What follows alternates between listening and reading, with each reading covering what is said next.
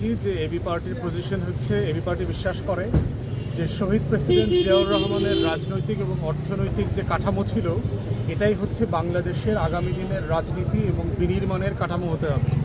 এর মধ্যে আমরা সবাই রাজনীতি করব এবং সেটা কি ছিল? সেটা ছিল দিল্লির আধিপত্যবাদের প্রশ্নে, বাংলাদেশের স্বাধীনতা সার্বভৌমত্বের প্রশ্নে, আমাদের জাতীয় স্বার্থের প্রশ্নে আমরা সবাই একমত।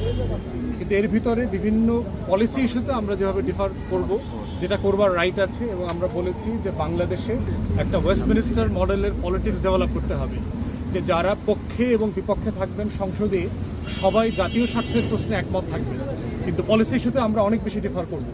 এবং পার্টিকুলারলি অনেকগুলো পলিসি ইস্যু নিয়ে আমরা আজকে কথা বলেছি।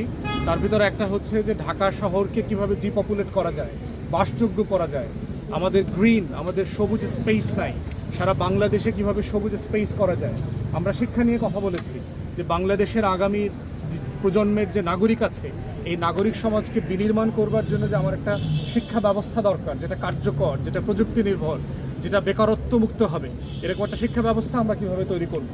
বাংলাদেশের নদী খাল যে ভরাট হয়ে যাচ্ছে, খেলার মাঠ নাই, বাংলাদেশে থাকার জন্য ভালো জায়গা নাই, এই প্রত্যেকটা ইস্যু, আনএমপ্লয়মেন্ট, বেকারত্ব কিভাবে আমরা অ্যাড্রেস করব, প্রত্যেকটা ইস্যু নিয়ে পলিসিতে কিভাবে আমরা বিতর্ক করব, তর্ক করব, কিন্তু দেশের স্বার্থে আবার একসাথে কাজ করব আগামী সংসদে। এবং আগামী সংসদে আমরা ভিতরে থাকি অথবা বাইরে থাকি, রাষ্ট্র কাঠামোর মধ্যে এই তর্কের মধ্য দিয়ে কিভাবে আগামী দিনের রাষ্ট্রটাকে তৈরি করা যায়, রাষ্ট্রটাকে গঠন করা যায়।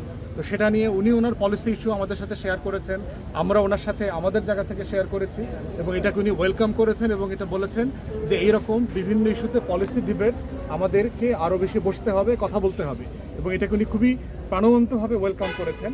এবং আমরা খুবই স্যাটিসফাইড যে আমরা বোধ করছি যে এমন নেতার হাতে যেন বাংলাদেশে সরকার গঠিত হয়, যারা বিরোধী দল হোক, সংসদের দল হোক, বাইরের দল হোক, ছোট বড় যেই দলই হোক, দেশের স্বার্থে সবার কথা শুনবেন, সবার যুক্তি তর্ককে মেনে নেবেন, এবং যেটার ভিতরে ন্যায্যতা আছে সেই ন্যায্যতা মোতাবেক রাষ্ট্রকে পরিচালনা করবেন।